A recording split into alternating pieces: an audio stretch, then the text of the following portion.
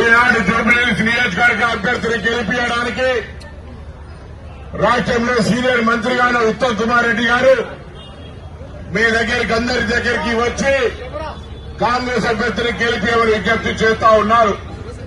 వారితో పాటు స్థానికంగా గత కొద్ది రోజులుగా మీ అందరినీ సమన్వయపరుస్తూ పనిచేస్తున్నటువంటి నాయకత్వం అజరుద్దీన్ గారు, సంపత్ గారితో పాటుగా అనేక మంది స్థానిక నాయకులు, కార్పొరేషన్ చైర్మన్లు, ఎమ్మెల్యేలు ఈరోజు ఇక్కడ మీ ముందు పనిచేస్తా ఉన్నారు.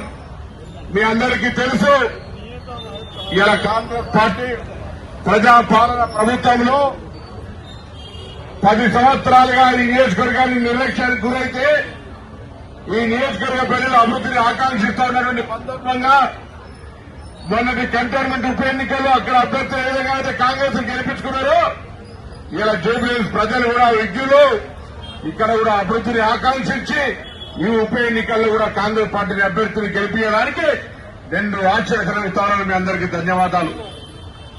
10 సంవత్సరాలుగా వేడి చేసే రేషన్ కార్డు రాలే, 200 యూనిట్ల ఉచిత విద్యుత్, సన్న బియ్యం, మహిళల జతంగా బస్ సౌకర్యం కలగజేస్తా ఉన్నాం. ఇవాళ టీఆర్ఎస్ బీజేపీ కలిసి కాంగ్రెస్ ను ఎదుర్కోవడానికి కిషన్ రెడ్డి గారు, కేసీఆర్ గారు కలిసి ఒక డ్రామా ఆడుతా ఉన్నారు, ఒక రాజకీయం చేసే ప్రయత్నం చేస్తా ఉన్నారు.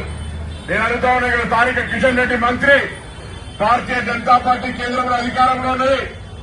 ఈ జూబ్లీహిల్స్ నియోజకవర్గానికి పార్లమెంట్ సభ్యుడిగా, కేంద్ర మంత్రిగా ఎన్ని నిధులు తీసుకొచ్చారో చర్చకు సిద్దమని అడుగుతా ఉన్నాం. ఇలా ఎంతసేపు టీఆర్ఎస్ పార్టీ మౌత్ పీస్ గా నేనంటలే ఈ మాట ఈ శాసనసభ్యుడు రాజాసింగ్ చెప్తా ఉన్నాడు. ఇలా మొత్తంగా బీజేపీ నాయకత్వాన్ని తీసుకొని టీఆర్ఎస్ కంప్లైంట్, టీఆర్ఎస్ కి ఓటేసినా బీజేపీ చేసినట్టే అని ఈరోజు ఇద్దరు కూడా కలిసి కాంగ్రెస్ వ్యతిరేకంగా పనిచేసే ప్రయత్నం చేస్తా ఉన్నారు. ప్రజలు ఆలోచన చేయండి, కాంగ్రెస్ ఏం తప్పు చేసింది?